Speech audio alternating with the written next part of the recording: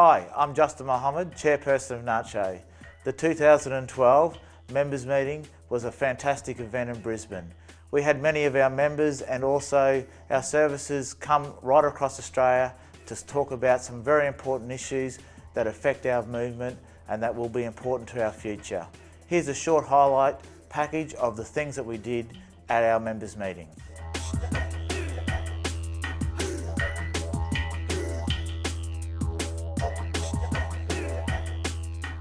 Just like to welcome you to the 2012 NACCHO Conference and AGM in Brisbane. I greet you in the language of my mob. I'm a G'day woman. I come from South Central Queensland. I am also part of the South Sea Islander heritage, so I acknowledge who I am and I acknowledge all my family here today, my brothers and sisters, my sons and daughters. We all belong. In my language I am going, and on behalf of the traditional owners of Brisbane, welcome to this place. Thank you.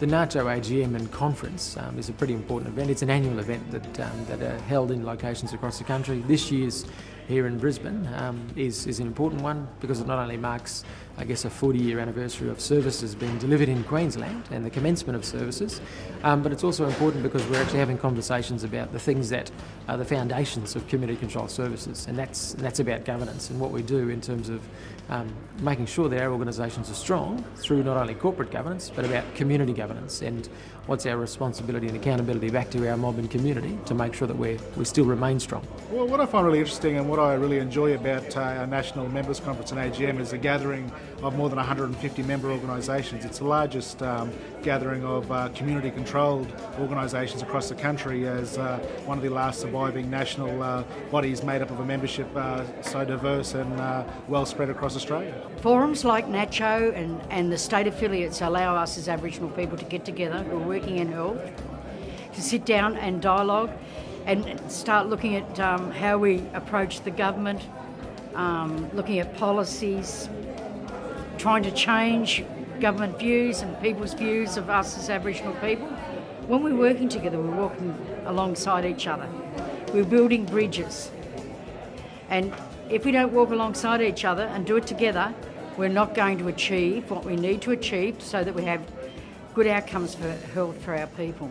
The importance of having these sorts of conferences and the importance of Indigenous people being involved in the decision-making processes about improving their health and about what goes on with health service delivery is important to us because we know what's best for our people. And we communicate with our people regularly. We understand the impacts of things like housing, of legal services, of education, unemployment, and other bits and pieces which are social issues that impact upon our people all across the country. And we know what's best in terms of providing a good quality health service that's going to support that process. You know, looking at community control, I think it's around self-determination. The movement was around, determining our own futures, running our own affairs, and, community control has to be community initiated. And, look at all the expertise here, we don't need a government to come in and tell us what to do. All the expertise sits in this room, sits in our clinics, and sits in our communities. When we talk about government, I think, in all fairness, we do need to be compliant services. And I guess my goal at the end would be that we would be a preferred service provider to be invested in rather than the GP clinics, the Medicare locals. So, we're proven to them that yes, we can do the job and we do the job well. Why? It's because we engage with our own people, we find out what the issues are, and we provide that service in a culturally sensitive way, unlike, like John's saying, they don't know how to engage, they want to dictate to the community. So for me, overall, I would say it's about teaching our mob to be responsible for their own health.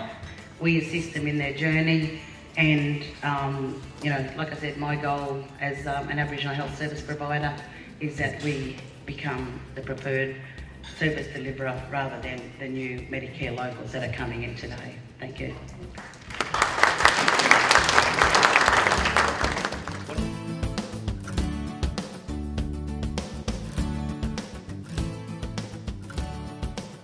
The best thing about coming to NACCHO is the continuity of, as I was saying earlier, the knowledge. Whilst we all are doing the same things back home in regard to the community control sector, there are minuscule differences at a state level. So what we do when we come together like this, I enjoy it because what I do is I find, so that's what happens over there. Well, this is how we do it in WA. This is what happens. So what we do is we'll put them both together and we'll come up with a better solution on how to deal with the situation. So what it's also about is piloting programs, gathering of knowledge and taking it back and running with it. Well, it's the learnings that you get from different agencies that do things differently. For me, in Bairnsdale, where I'm from in Victoria, we don't have traditional language, we don't have traditional ceremony. If we get someone from Broome, Derby, Central Australia, they can bring all that stuff with them. They talk their language. We've just had Desi Morgan talk to us in language as a Maori. We need to get that stuff back. That's the stuff that makes Aboriginal people special. So to share those ideas about what programs are doing and why they're doing them, to teach their young ones. So to share ideas about what we do is really, really good, and it's the leaders from all over the country that we need to have here.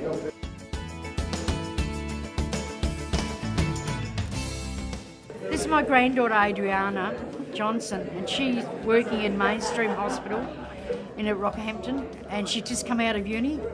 This is her first year as a Division 1 nurse, and we are so proud of her because this is our next generation of our people who are actually getting qualifications, working in mainstream, getting all the knowledge, and then they take it to the Aboriginal medical services. Having a youth delegation at the conference is a really good start, and it's the first one that I've been to where we've actually had a youth delegation, which is really important. You only have to wander around the room upstairs to know and understand it's important to have youth involved in the process, because a lot of the guys that have been involved in this space and are the key decision makers in this space and the ones that are vocal about it all are getting longer in the tooth, and they're not going to be around for much longer.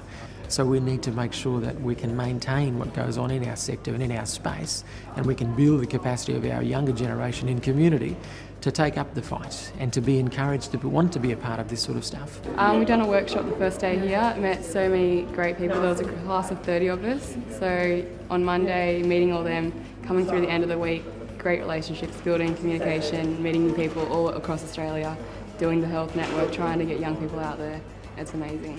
What I found really inspirational was hearing about some of what the elders and their knowledge is, and having that passed on to us has really highlighted to me how important the fight for community controlled health is, and how important my role in community control has really highlighted to me through the workshops and what I've heard people talk about in the past few days. To understand, because it's the new generation, we're the young ones that they want to listen to and want to see what we're getting out there. So it's actually good to see, because the generations have changed. We're all going through Facebook, Twitter. It's not writing letters. It's not just the simple stuff. So we've started in the network, in the workshop we've done on Monday. We've set up a Facebook page. It's same tradition, new generation as the younger ones coming up. So see, this is what we want to do, communication, to get people out there instead of keeping it just into us, make it broader so people know that Aboriginal people are trying to help everyone across Australia in their health. So I'm excited and hopefully it goes through.